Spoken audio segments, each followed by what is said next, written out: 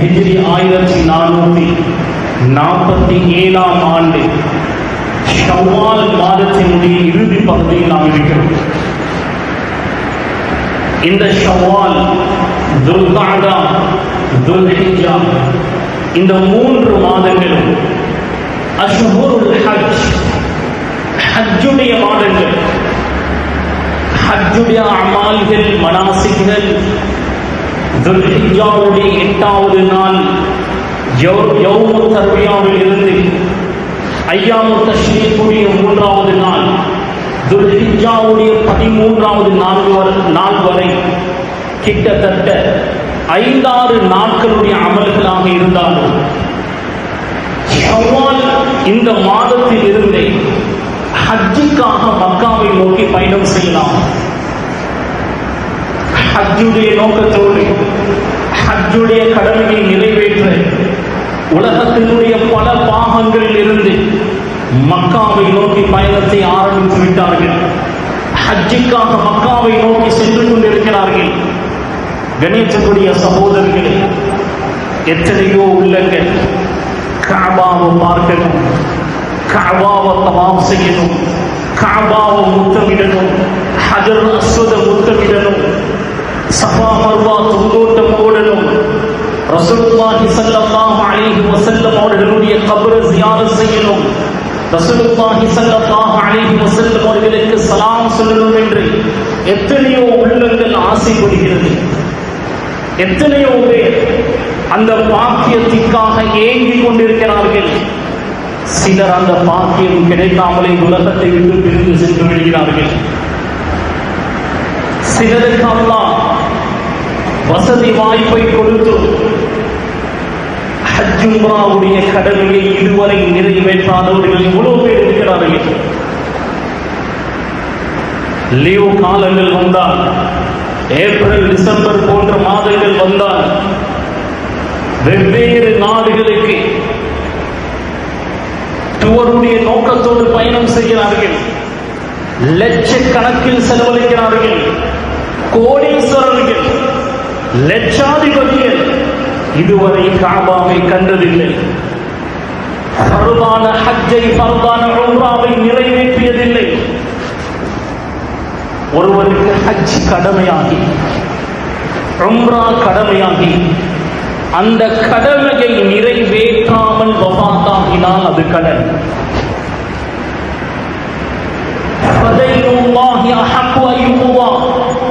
அல்லாஹ்வுடைய கடன் தான் நிறைவேற்றப்படுவதற்கு மிக தகுதியானது.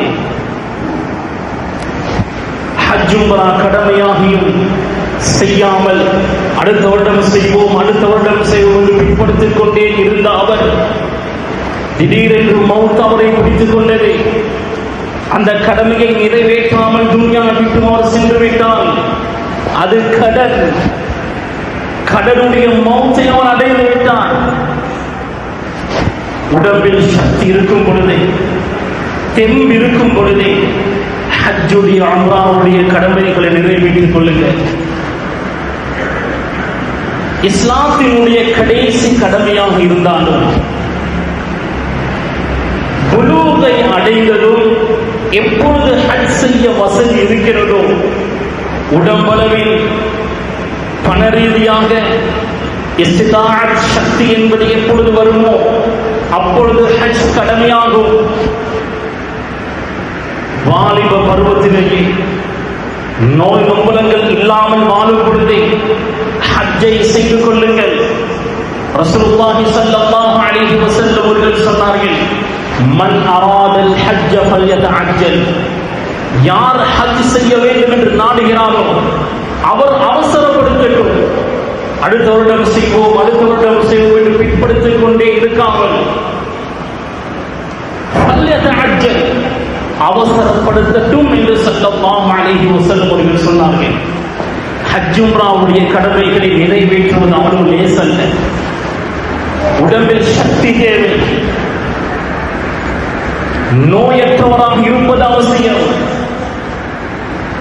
மினாவில் தங்கணும், அரஃபால தங்கணும், பெருநாளுடைய இரவு முஸ்தலிஃபால தங்கணும், கல்லெறிய ஜம்ராத்களுக்கு போகணும், செய்யணும், சஹி செய்யணும். சொல்வதற்கு எவ்வளவு லேசாக இருக்கிறது. ஆனால் வயோதிபத்தில் நம் ஹஜ்ஜுக்காக உம்ராவுக்கு போனால் அந்த கடமைகளை நிறைவேற்றுவது மிக கஷ்டமாக இருக்கும். ஹஜ்ஜுடைய காலம் ஒரே ஒரு தவாஃபுக்கு சுமார் 2-3 மணித்தியாலங்கள் இருக்கலாம். உம்ராவுக்கான சீசனுடைய காலத்தில் இந்த நவம்பர், டிசம்பர் போன்ற மாதங்களில் உம்ராவுக்காக செல்லக்கூடியவர்கள் ஏனைய காலங்களை விட அந்த காலங்களில் கஷ்டங்களை கொஞ்சம் அனுபவிப்பார்கள். தவாஃபுக்கு சஹீக்கு நீண்ட நேரம் இருக்கும். சில வேளை இஷா தொழுந்தவுடன் உம்ராவுக்காக போகும். தஹஜ்ஜுடைய நேரம் 3-4 மணிக்கு தான் உம்ராவை பூர்த்தியாகும். அவ்வளவு ஜனம், அதுக்கு எவ்வளவு சக்தி தேவை. கண்ணியத்துக்குரிய சகோதரர்களே, வயோதிபத்தில் நாம் ஹஜ் உம்ராவுக்காக தயாராகினால் எங்களோடு வரக்கூடிய 4-5 பேர்களையும் சேர்த்து நாம் கஷ்டப்படுத்துவோம். அல்லது எங்களுக்கு பொறுப்பாக வரக்கூடியவர் மிக சிரமங்களை அனுபவிப்பார். தவாஃப் செய்யும் பொழுது வயோதிபத்தில் சுகர் இருக்கும், நோய்கள் இருக்கும், வஷ்ரூம் போக வேண்டி வரும். அந்த கஅபாவுடைய ஏரியாவில், அந்த மஸ்ஜிதுடைய உட்பகுதியில் பைத்துல் கலாக்கள் இல்லை. போகணும் வெளியே, போயிட்டு வரக்கூடிய நேரம் ரூபல் இஸ்மல் இருப்போம். அந்த அமல்களை சரியாக செய்ய முடியாமல் போகும். சில வேளை வீழ்ச்சியாரில் தள்ள வேண்டி வரும்.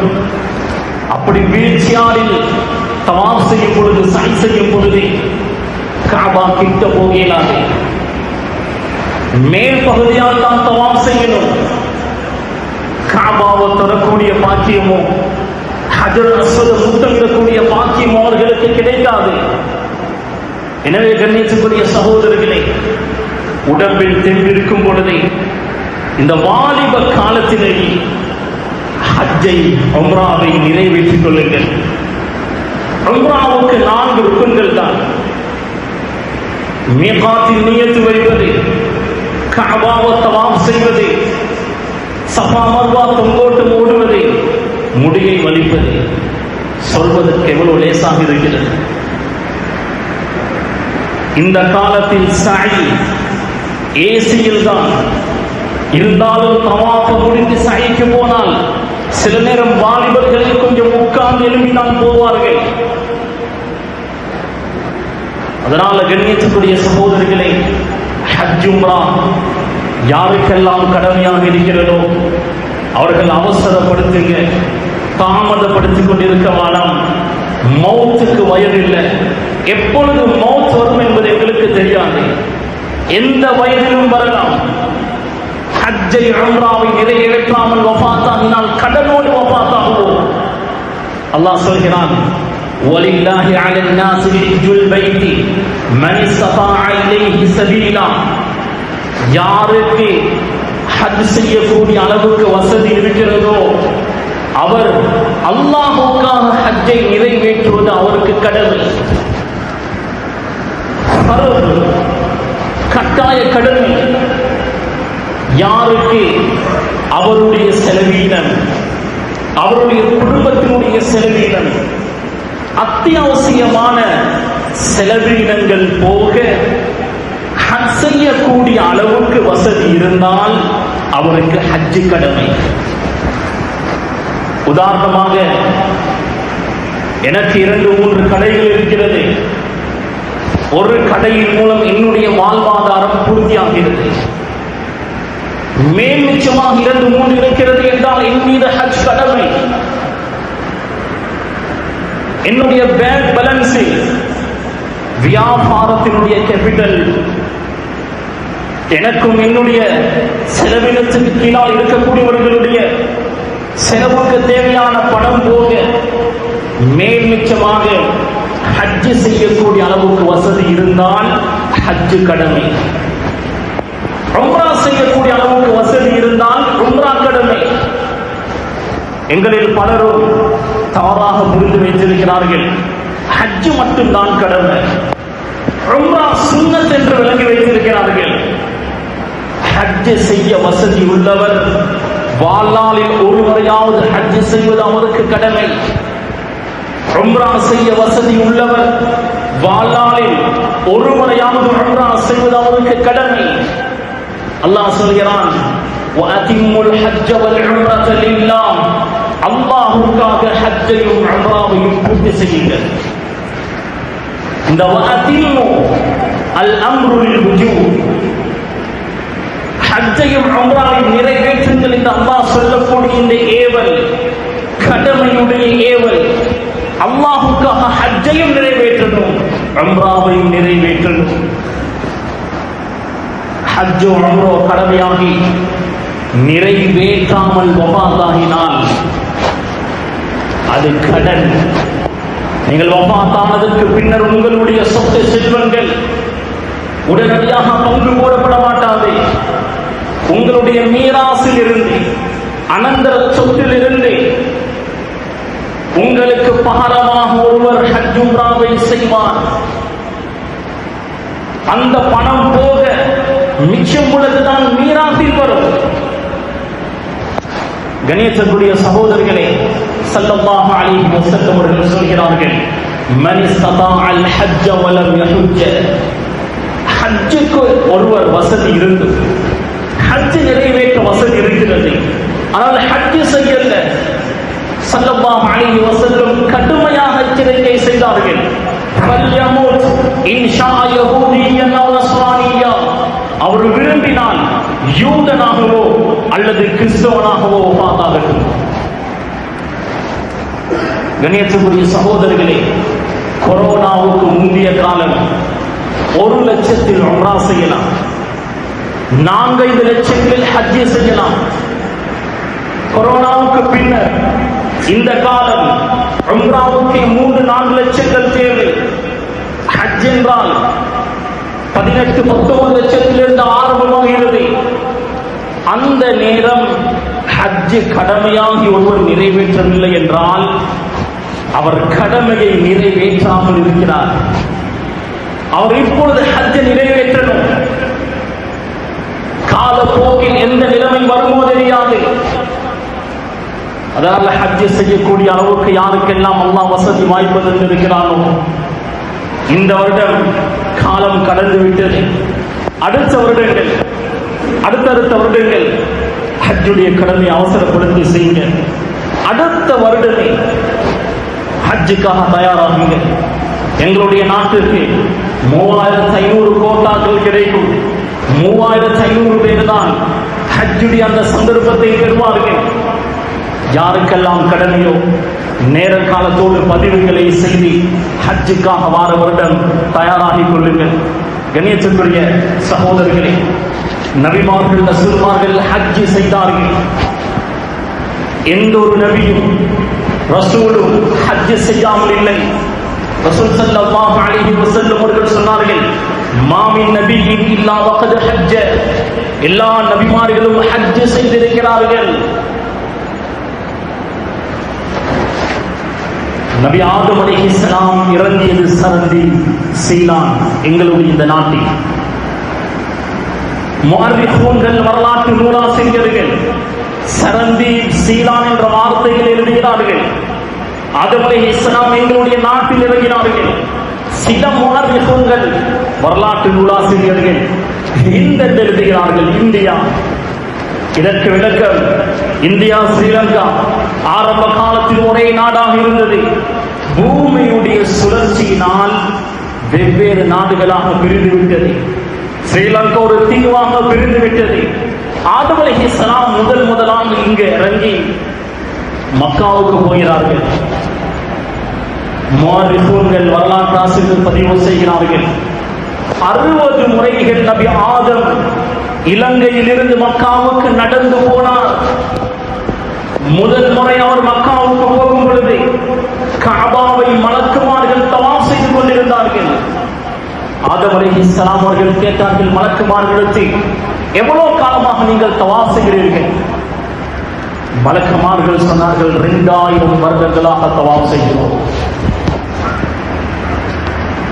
மனிதர்கள் இந்த பூமியில் வாழ்வதற்கு முன்னர் மனிதர்களை போன்று இந்த பூமி பூமியில் வாழ்ந்தவர்கள் ஜின்கள். சூரா பக்ராவில் அல்லாஹ் இந்த நிகழ்வை சொல்லி காண்பிக்கிறான். இது நீண்ட வரலாறு. இப்லீஸ் அந்த நேரத்தில் லானத் செய்யப்பட்டிருக்கவில்லை. இப்லீசுடைய தலைமையின் கீழ் மலக்குமார்களுடைய ஒரு படை இந்த பூமிக்கு வருகிறது. ஜின்களோடு யுத்தம் செய்து ஜின்களை ஒதுக்குப்புறமான இடங்கள், ஆத்தோரங்கள், கடலோரங்கள், மலை அடிவாரங்கள், குகைகள், பொந்துகள் என்று ஒதுக்குப்புறமான இடங்களுக்கு விரட்டிவிட்டார்கள். அதற்கு பின்னர் தான் அல்லாஹ் நபி ஆதமை படைத்தான், மனித இடத்தை படைத்தான். இன்னி ஜாஇலுன் ஃபில் அர்தி கலீஃபா. ஜின்கள் இந்த பூமியில் இருந்தார்கள்.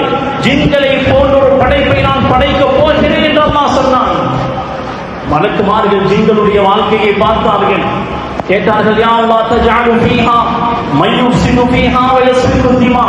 இரத்தத்தை ஓட்டக்கூடிய, ஃபசாதுகள், ஃபித்னாக்களை உண்டாக்கக்கூடிய அந்த படைப்பையா படைக்க போகிறாய்? கலீஃபா என்றால் ஒருவருடைய இடத்தில் இன்னொருவரை கொண்டு வருவது, ஒருவருடைய இடத்தை இன்னொருவர் நிரப்புவது, அவர்தான் கலீஃபா. ஜின்கள் வாழ்ந்த இடத்தில் மனிதர்களை அல்லாஹ் படைத்திருக்கிறான். நபி ஆதம் முதல் தடவையாக மக்காவுக்கு போகும் பொழுது கஅபாவை மலக்குமார்கள் தவாஃப் செய்து கொண்டிருந்தார்கள். கேட்டார்கள், இவ்வளவு காலம் 2000 வருடங்களாக தவாஃப் செய்கிறோம். உலமாக்கள், அஇம்மாக்கள் பதிவு செய்கிறார்கள், ஜின்கள் மனிதர்களை போல் இந்த பூமியில் வாழும் பொழுதே கஅபா கட்டப்பட்டு விட்டது. அந்த கஅபாவை தவாஃப் செய்வது, அந்த கஅபாவை முத்தமிடுவது எவ்வளவு பெரிய ஒரு பாக்கியம்! எத்தனை நபிமார்கள், ரசூல்மார்கள் அந்த பைத்துல்லாஹை தவாஃப் செய்திருப்பார்கள். அது எவ்வளவு பெரும் ஒரு பாக்கியம்! கண்ணியத்துக்குரிய சகோதரர்களே, மனிதன் இந்த பூமியில் காலடி வைப்பதற்கு முன்னரே கஅபா கட்டப்பட்டு விட்டது. எப்பொழுது கஅபா இடிக்கப்படுமோ, தவாஃப் என்ற அமல் இல்லாமலாகுமோ, அந்த நேரம் துன்யா அழிக்கப்பட்டுவிடும். ரசூலுல்லாஹி ஸல்லல்லாஹு அலைஹி வஸல்லம் அவர்கள் சொன்னார்கள், லா தகூமு ஸாஅ ஹத்தா லா யுஹஜ்ஜல் பைத். கியாமத் என்பது உண்டாகாதே பைத்துல்லாஹ்வை தவாஃப் செய்யாமல் இருக்கும் வரை. கஅபாவை தவாஃப் செய்யும் காலம் எல்லாம் கியாமத் உண்டாகாதே. எப்பொழுது அந்த அபிசீனியாவை சேர்ந்த ஒரு கருப்பன் கஅபாவை கல்லு கல்லாக கலட்டுவானோ, உடைவானோ, அப்பொழுதுதான் கியாமத் உண்டாகும். தஜ்ஜால் வரும் பொழுது, ஈசா அலைஹிஸ்ஸலாம் அவர்கள் இறங்கும் பொழுது, யஜூஜ் மஜூஜ் கூட்டம் வெளிப்படும் பொழுது, இந்த நேரமெல்லாம் கஅபாவை மக்கள் தவாஃப் செய்து கொண்டிருப்பார்கள். தவாஃபுடைய அமல் நடந்து கொண்டுதான் இருக்கும். இப்பொழுதும் கஅபாவில் ஏதாவது முக்கியமான வேலைகள், திருத்த பணிகள் நடக்கும் பொழுது கஅபாவை சுல தவாஃப் நடந்து கொண்டுதான் இருக்கும். தொழுகை நேரத்தை தவிர மற்ற எல்லா நேரங்களிலும் தவாஃபுடைய அமல் நடந்து கொண்டே இருக்கிறது.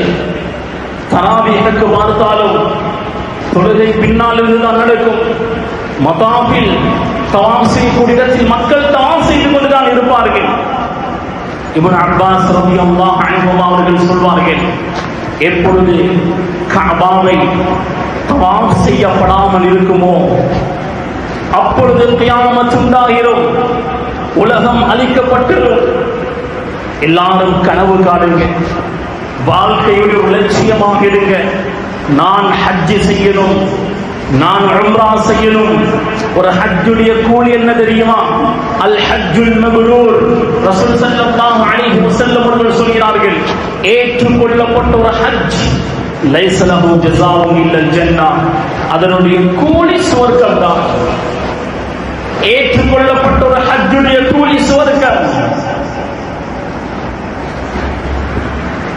யாராவது ஹஜ் செய்ய வேண்டும் என்று ஆசைப்படவில்லை என்றால், ஹஜ்ஜுடைய ஆசை ஒரு முஸ்லிமுக்கு இல்லை என்றால் அவனுடைய ஈமான் சந்தேகத்துக்குரியது.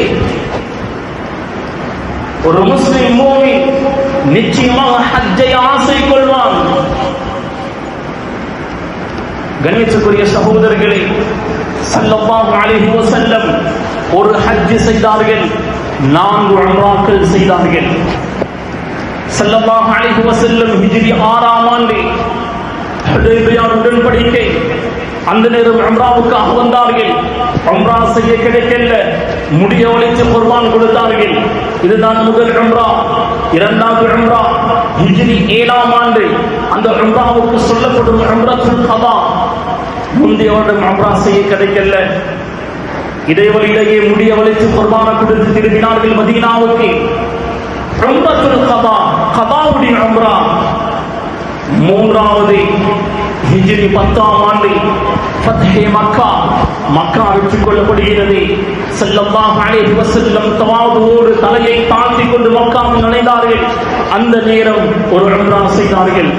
4வது உம்ரா ஸல்லல்லாஹு அலைஹி வஸல்லம் வஃபாத்தாகுவதற்கு முந்தைய வருடம் ஒரு ஹஜ் செய்தார்கள். அந்த ஹஜ்ஜோடு சேர்த்து செய்த உம்ரா. கண்ணியத்திற்குரிய சகோதரிகளே, எல்லாருக்கும் ஒரு வைராக்கியம், ஒரு லட்சியம், ஒரு கனவு இருக்கணும். என்னுடைய வாழ்நாள்ல ஒரு உம்ரா செய்யணும், ஒரு ஹஜ் குறைந்தபட்சம் செய்யணும். குறைந்தபட்சம் ஒரு ஹஜ், ஒரு உம்ரா, கஅபாவை நான் பார்க்கணும். அது ஒரு மூமினுடைய பெரிய ஒரு லட்சியமா இருக்கணும். கண்ணியத்திற்குரிய சகோதரிகளே, சுஃபியான் இப்னு உயைனா ரஹிமஹுல்லாஹ் 70 ஹஜ்ஜுகள் செய்தார்கள். 70 ஹஜ், 70 அரஃபாவில் தங்கினார்கள். அரஃபாவில் இருக்கும் பொழுது துஆ செய்வார்கள். اللهم لا تجعله آخر العهد من هذا المكان. யா அல்லாஹ், இதை என்னுடைய கடைசி தடவையாக ஆக்கி விடாதே. ஒவ்வொரு வருடமும் துஆ செய்தார். 70 ஹஜ்ஜுகளை அடைந்தார். 70வது ஹஜ்ஜில் வைத்து இமாம் சுஃபியான் இப்னு உயைனா ரஹிமஹுல்லாஹ் சொல்கிறார்கள், 70வது ஹஜ்ஜில் வைத்து எனக்கு வெட்கம் வந்தது.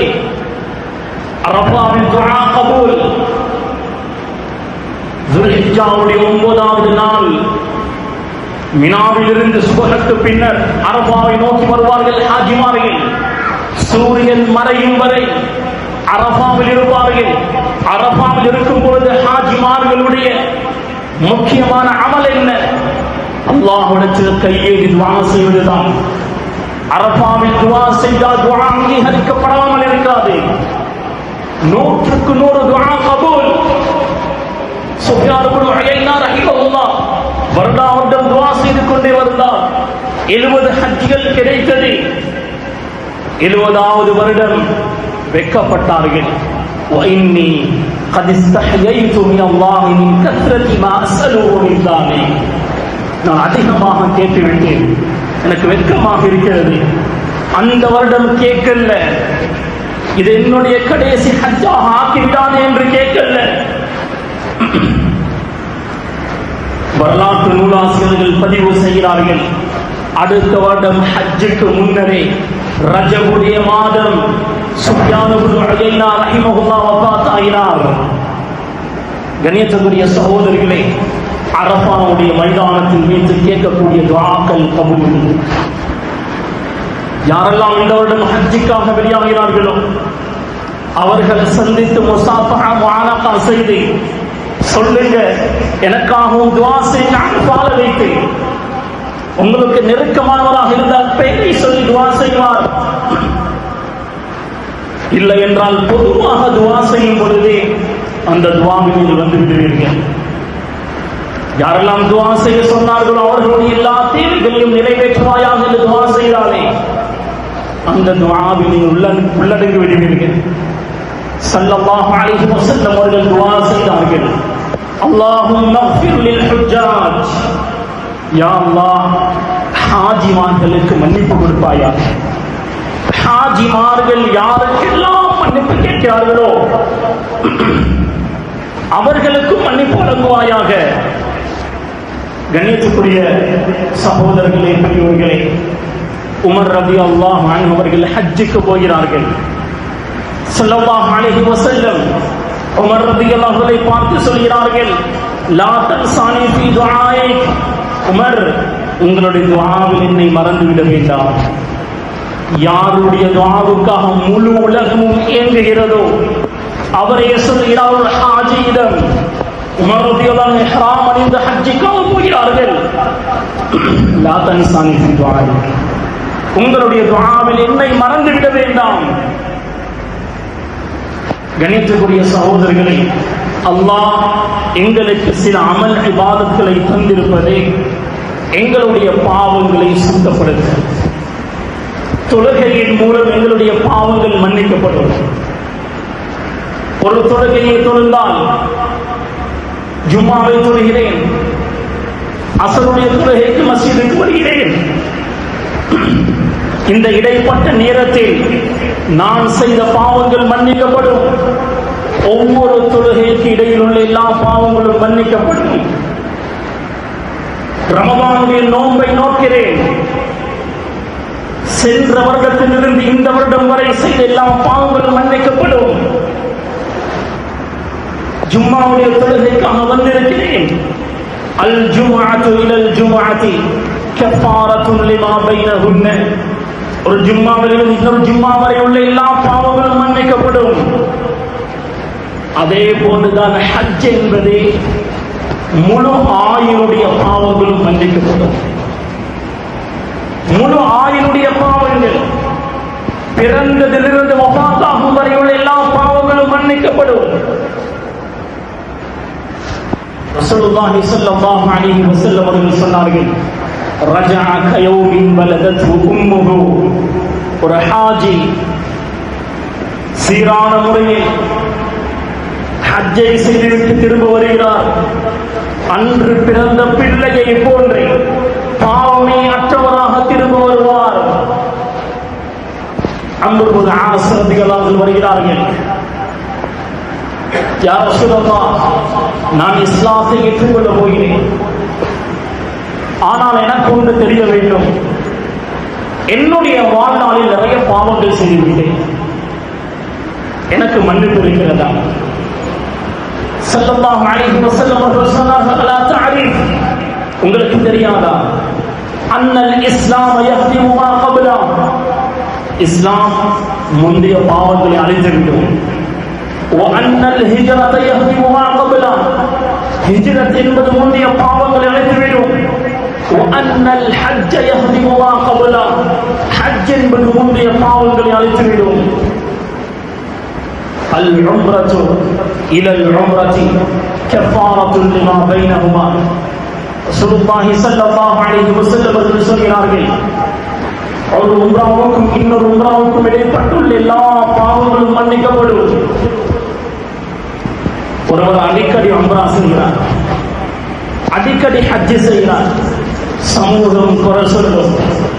எவ்வளவு ஏழைகள் இருக்கிறார்கள், அவர்களுக்கு கொடுக்காமல் ஹஜ்ஜுக்கு போயினார், உம்ராவுக்கு போகிறார். ஒரு மனிதர் ஜகாத்துடைய கடமையை சரிவர நிறைவேற்றினார், ஏழைகளுடைய ஹக்கை அவர் நிறைவேற்றினால் அவருக்கு எத்தனை ஹஜ்ஜும் செய்யலாம், எத்தனை உம்ராக்களும் செய்யலாம். ரசூலுல்லாஹி ஸல்லல்லாஹு அலைஹி வஸல்லம் 3 மஸ்ஜித்களை குறிப்பிட்டு சொன்னார்கள், லா துஷத்து ரிஹாலு இல்லா இலா ஸலாஸத்தி மஸாஜித், 3 மஸ்ஜித்களுக்கு அமல் இபாதத் செய்வதற்காக வேண்டி மட்டுமே பயணம் செய்யலாம். அதில் ஒன்றுதான் மஸ்ஜிதுல் ஹராம், இரண்டாவது மஸ்ஜிது நபவி, மூன்றாவது மஸ்ஜிது அக்ஸா பைத்துல் முகத்தஸ் என்ற பள்ளி வாயில். ஹஜ் உம்ராவுக்காக வேண்டி போனால் ஸல்லல்லாஹு அலைஹி வஸல்லம் சொன்ன அந்த 2 மஸ்ஜித்கள், மஸ்ஜிதுல் ஹராம் கஅபாவை சுற்றி இருக்கக்கூடிய மஸ்ஜித், இரண்டாவது மஸ்ஜிது நபவி ரசூலுல்லாஹுடைய மஸ்ஜித், அந்த 2 மஸ்ஜித்களிலும் அமல் செய்யக்கூடிய பாக்கியம் கிடைக்கும். கண்ணியத்திற்குரிய சகோதரர்களே, பெரியோர்களே, அன்பானவர்களே, ஹஜ் உம்ரா என்பது பணத்தோடு சம்பந்தப்பட்ட ஒரு இபாதத்தாக இருந்தாலும் செல்வந்தர்களோ பணக்காரர்களோ ஹஜ் உம்ரா செய்ய மாட்டார்கள். யாருக்கெல்லாம் அல்லாஹ்வுடைய தௌஃபீக் இருக்கிறதோ அவர்கள் மட்டுமே ஹஜ் உம்ரா செய்கிறார்கள். யாருக்கு அல்லாஹ் நலவை நாடுகிறானோ அவர்களை விருந்தாளிகளாக அல்லாஹ் தன்னிடம் அழைக்கிறான். எனவே கண்ணியத்திற்குரிய சகோதரர்களே, அல்லாஹ் உங்களுக்கு வசதி வாய்ப்பு தந்திருக்கிறானா, ஹஜ் உம்ராவுக்காக தயாராகுங்க. சில ஏழை மக்கள் 40-50 வருடங்கள் பணம் சேகரித்து உம்ராவுக்காக வருகிறார்கள். ஹஜ்ஜுக்கு போகிறார்கள் கோடீஸ்வரர்கள், இதுவரை காபாவை பார்த்ததில்லை. யாருக்கு அல்லாஹ்வுடைய தௌஃபீக் இருக்கிறதோ அவர்களை அல்லாஹ் விருந்தாளிகளாக அழைத்துக் கொள்கிறார்கள். உங்களுடைய பெற்றோர்கள் சிறு வயதிலிருந்து உங்களை வளர்த்து ஆளாக்கியவர்கள், அன்பை பொழிந்தவர்கள், பெற்றோர்களுக்கு பிறகு உபகாரம் செய்ய முடியாது. ஆனால் பெற்றோர்களுக்கு நீங்கள் செய்யக்கூடிய பெரிய ஒரு இஹ்சான், பெரிய ஒரு உபகாரம், அவர்களுக்கு காபாவை பார்க்கக்கூடிய ஒரு சந்தர்ப்பத்தை ஏற்படுத்தி கொடுப்பது. கணியத்திற்குரிய சகோதரர்களே, யாருக்கெல்லாம் அல்லாஹ் வசதி வாய்ப்பு தந்திருக்கிறானோ ஹஜ் உம்ராவை அவசரப்படுத்தி செய்ய. உங்களுடைய கடமைகளை குறைபாடுகள் செய்து கொண்டு ஹஜ் செய்ய தேவையில்லை, உம்ரா செய்ய தேவையில்லை. உங்களுடைய செலவினத்துக்கு கீழாக இருக்கக்கூடியவர்களுக்கு குறைபாடு செய்து கொண்டு ஹஜ் உம்ரா செய்ய தேவையில்லை. கடனை வைத்துக் கொண்டு அந்த கடனை திரும்ப கொடுக்காமல் இழுத்தரித்துக் கொண்டே ஹஜ் உம்ரா செய்ய வேண்டிய தேவையில்லை. கடமைகள் முதலாவது, அதற்கு பின்னர் தான் ஹஜ் உம்ராவுடைய கடமைகள். கணியத்துக்குரிய சகோதரர்களே, ஹஜ்ஜுக்காக உம்ராவுக்காக ஆசைப்படக்கூடியவர்கள் ஹலாலான பணத்தின் மூலம் மட்டுமே ஹஜ் உம்ரா போகணும். ஹராம் எங்களுடைய சொத்து செல்வத்தோடு கலந்திருந்தால், இன்னொருடைய சொத்து செல்வத்தை அபகரித்திருந்தால், களவாண்டு இருந்தால், அவனுடைய ஹக்க கொடுக்காமல் இருந்தால், இப்பொழுது நான் எத்தனை ஹஜ் செய்தாலும் உம்ரா செய்தாலும் எந்த பிரயோஜனமும் இல்லை. மலக்குமார்களுடைய பதுவானால் கிடைக்கும். சிலர் தவறாக விலகி வைத்திருக்கிறார்கள். எவ்வளவு வட்டி வாங்கியிருக்கிறேன், எவ்வளவு பேர் ஏமாற்றி சம்பாதித்திருக்கிறேன். நான் ஒரு ஹஜ் செய்தால், ஒரு உம்ரா செய்தால் எல்லாமே சரியாகும். ஒரு நாளும் சரியாகாது, ஒரு நாளும் சரியாகாது. அல்லாஹ் பரிசுத்தமானவன். இன்னல்லாஹ தய்யிபுன், அல்லாஹ் பரிசுத்தமானவன். பரிசுத்தமானதை தவிர அல்லாஹ் கபூல் செய்ய மாட்டான். கணியத்திற்குரிய சகோதரர்களே, கஅபா பரிசுத்தமான பணத்தினால் கட்டப்பட்டிருக்கிறது. மலக்குமார்கள் கட்டும் பொழுதும், நபி ஆதம், நபி இப்ராஹிம் இவர்கள் எல்லாம் கட்டும் பொழுதும் கஅபா இருந்தது 3 பக்கம் பெட்டியாக, ஒரு பக்கம் வட்டமாக இருந்தது. கிட்டத்தட்ட கஅபா 12 முறைகள் முழுமையாக உடைக்கப்பட்டு கட்டப்பட்டிருக்கிறது. ஜின்கள், அந்த மலக்குமார்கள் கட்டும் பொழுது ஜின்களுடைய காலம், நபி ஆதம் குறிப்பிட்டு கட்டினார்கள். அப்பொழுதும் நபி ஆதமுக்கு பின்னர் கிட்டத்தட்ட 11 முறைகள் கஅபா முழுமையாக உடைக்கப்பட்டு கட்டப்பட்டது. அத்தனை முறைகளிலும் கஅபா 3 பக்கம் பெட்டியாக, ஒரு பக்கம் வட்டமாக இருந்தது. குறைஷிகள், பனு ஹாஷிம் கோத்திரம் கஅபாவை பராமரித்துக் கொண்டிருந்தார்கள். நபி முஹம்மது ஸல்லல்லாஹு அலைஹி வஸல்லம் அவர்களுடைய வாலிப காலம் அது. குறைஷ் ஒரு பெண் கஅபாவுடைய திரைக்கு சாம்பிராணி பிடித்துக் கொண்டிருந்தாள். தவறுதலாக நெருப்பு பிடித்துவிட்டது. கஅபாவுடைய கற்கள் எல்லாம் டேமேஜ் ஆகியது. குறைஷிகள் முடிவு செய்தார்கள், கஅபாவை கட்டுவோம். கஅபாவை முழுமையாக உடைத்து கட்டிட வேலை ஆரம்பித்தார்கள். ஒரு முடிவு செய்தார்கள், ஹலாலான பணத்தின் மூலம் மட்டுமே கட்டணும். அந்த காலத்தில் வட்டியுடைய பொருட்கள் வாங்கல் அதிகமாக இருந்தது. அவர்களுக்கு தெரிவது ஹராம். 3 பக்கம் பெட்டியாக எடுத்தார்கள். அடுத்த பக்கம் வட்டமாக எடுக்க ஹலாலான பணம் போதாது. அதனால் பெட்டியாகவே எடுத்து ஒரு அரை வட்டத்தை வைத்தார்கள். அந்த அரை வட்டத்திற்கு ஹபீப் ஹிஜ்ரு இஸ்மாயில் என்று சொல்லப்படும். ஒருவர் தவாப் செய்யும் பொழுது அந்த அரை வட்டத்தை சுத்தாமல் இடைவெளியால் பூந்தால் அவருடைய தவாப் ஏற்றுக்கொள்ளப்படாது. அந்த அரை வட்டம் கஅபாவுடைய உட்பகுதி. ஆனால் மலக்குமார்களுடைய காலம், மலக்குமார்கள் கட்டினார்களே, அப்பொழுது 3 பக்கம் பெட்டியாக, ஒரு பக்கம் வட்டமாக இருந்தது. ஆதம் அலைஹிஸ்ஸலாம் உடைத்து கட்டினார்கள். அப்பொழுதும் அப்படிதான் இருந்தது. ஆதம் அலைஹிஸ்ஸலாம் அவர்களுக்கு பின்னர் அவருடைய மகன்மார்கள் ஷீத் அலைஹிஸ்ஸலாம், இத்ரீஸ் அலைஹிஸ்ஸலாம் கஅபாவை பராமரித்தார்கள். நூஹ் அலைஹிஸ்ஸலாம் நபி ஆதமுடைய 10வது பேரன். அவருடைய காலம் வெள்ள பெருக்கின் மூலம் மக்கள் அழிக்கப்பட்டார்கள். அந்த நேரம் சில அறிஞர்களுடைய கருத்துப்படி கஅபா உயர்த்தப்பட்டது. அஸ்திவாரம் இருந்தது. இன்னும் சில அறிஞர்களுடைய கருத்துப்படி கட்டிடங்கள் அந்த கல்லுகள் கலந்து போனது, ஆனால் அஸ்திவாரம் இருந்தது.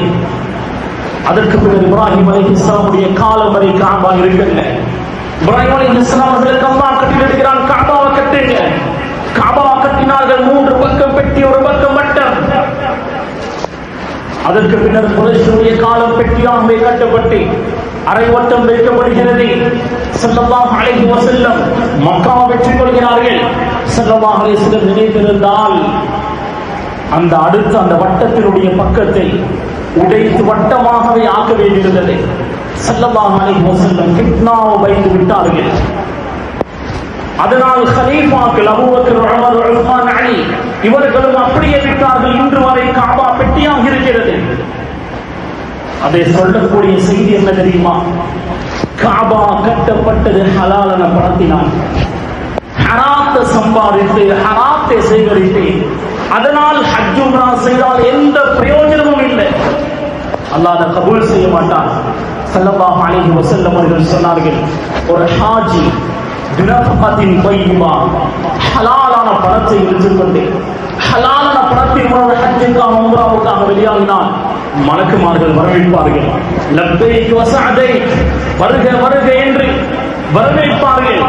இதே நேரம் பினஃபகத்தின் கபீஸா, ஹராமான பணத்தை எடுத்துக்கொண்டு போனால் லா லப்பைக் வஸஅதைக், பதுவா செய்வார்கள் மலக்குமார்கள்.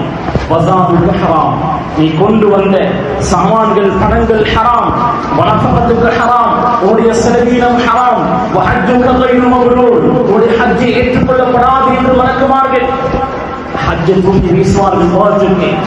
கணித்துக்குரிய சகோதரர்களே, பெரியவர்களே, அன்பானவர்களே, நேரம் தாண்டி சென்று கொண்டிருக்கிறது. ஹஜ்ஜுக்காக வேண்டி உழைக்க, ஹலாலாக சம்பாதிங்க, ஹலாலாக உழைங்க. நான் ஹஜ் உம்ரா செய்யணும், என்னுடைய வீட்டுக்கு வரக்கூடிய விருந்தாளிகள் நல்ல முறையில கவனிக்கணும், என்னுடைய குடும்பத்தை யாருக்கும் கையேந்தாமல் கௌரவமாக வாழ வைக்கணும். இதற்காக வேண்டிய ஹலாலாக உழைங்க. ஹஜ்ஜுடைய உம்ராவுடைய பலன்களில் ஒன்றுதான் ஃபக்ர், வறுமை இல்லாமல் ஆகும். யாரெல்லாம் ஹஜ் உம்ராவுக்காக முயற்சி செய்து வந்த சந்தர்ப்பம் கிடைக்கவில்லையோ அவர்களுக்கு ஒரு அமலை சொல்லி தருகிறேன். அந்த அமல் பூர்த்தியான ஹஜ்ஜுடைய நன்மையை உங்களுக்கு கொண்டு வந்து சேர்க்கும். கடைசியாக இதை ஞாபகப்படுத்தி என்னுடைய குத்துபாவை முடித்துக் கொள்கிறேன். ஸல்லல்லாஹு அலைஹி வஸல்லம் அவர்கள் சொன்னார்கள், மன் ஸல்லல் ஃபஜ்ர பிஜமாஅத்தின், யார் ஃபஜ்ருடைய தொழுகையை, சுபஹுடைய தொழுகையை இமாம் ஜமாத்தோடு தொழுது, ثم قعد يذكر الله, பிறகு அமர்ந்து அல்லாஹ்வை திக்ர் செய்கிறார், அல்லாஹ்வை ஞாபகம் செய்கிறார். எதுவரை? ஹத்தா தத்லுஅ ஷம்ஸ், சூரியன் உதிக்கும் வரை. ثم صلى ركعتين, பிறகு 2 ரக்காத் தொழுகிறார். இஷ்ராஃபுடைய 2 ரக்காத்துகள். كانت له كأجر عمرة كأجر حجة تامة تامة تامة, பூர்த்தியான ஹஜ்ஜுடைய நன்மை கிடைக்கும் என்று ஸல்லல்லாஹு அலைஹி வஸல்லம் அவர்கள் சொன்னார்கள். எனவே சுபஹுடைய தொழுகையை தொழுது அதே இடத்தில் அமர்ந்து அல்லாஹ்வை திக்ர் செய்து கொண்டே இருந்து சூரியனுடைய மகிழும் இஸ்ராஃபுடைய 2 ரக்காத்கள் தொழுதால் பூர்த்தியான ஹஜ் உம்ராவுடைய நன்மை கிடைக்கும். எனவே கண்ணியத்திற்குரிய சகோதரர்களே, பெரியவர்களே, அன்பானவர்களே, யாரெல்லாம் இந்த வருடம் ஹஜ்ஜுக்காக போகிறார்களோ அவர்களோட முஸாஃபஹா முஆனகா செய்யுங்க. உங்களுக்காக துஆ செய்ய சொல்லுங்க. நல்ல முறைகள் அவர்களை வழியெடுத்து வைங்க. ஸலாஹுத்தீன் அய்யூபி ரஹிமஹுல்லாஹ் ஃபாத்திஹுல் குதுஸ், பைத்துல் மக்திஸை வெற்றி கொண்ட மிகப்பெரும் ஒரு போர் வீரர் ஸலாஹுத்தீன் அய்யூபி, அவர் ஹாஜிமார்களை ஊரினுடைய எல்லை வரை போய் வழிநடத்தி வைப்பார்கள். வரும் பொழுது ஊரினுடைய எல்லைக்கு சென்று அவர்களை வரவேற்பார்கள். எனவே கண்ணியத்திற்குரிய சகோதரர்களே, யாருக்கெல்லாம் ஹஜ் உம்ரா கடமையோ வாழ்நாளில் ஒரு முறை தான் கடமை. அதனால் அந்த கடமைகளை அவசரப்படுத்துங்க. ஒரு இறை விசுவாசி, ஒரு மூமின் ரசித்து ருசித்து செய்யக்கூடிய அமல் தான் ஹஜ் உம்ராவுடைய அமல்கள். எனவே ரப்பல் ஆலமீன் அந்த ஹஜ் உம்ரா என்ற மிகப்பெரும் அமல்களை செய்யக்கூடிய பாக்கியத்தை நம் அனைவர்களுக்கும் நசீபாக்குவானாக. யா அல்லாஹ் யா ரஹ்மானே, யாரெல்லாம் ஹஜ் உம்ராவுடைய அமலை நிறைவேற்ற வேண்டும் என்று, காபாவை பார்க்க வேண்டும், காபாவை தவாஃப் செய்ய வேண்டும் என்று ஏங்கிக் கொண்டிருக்கிறார்களோ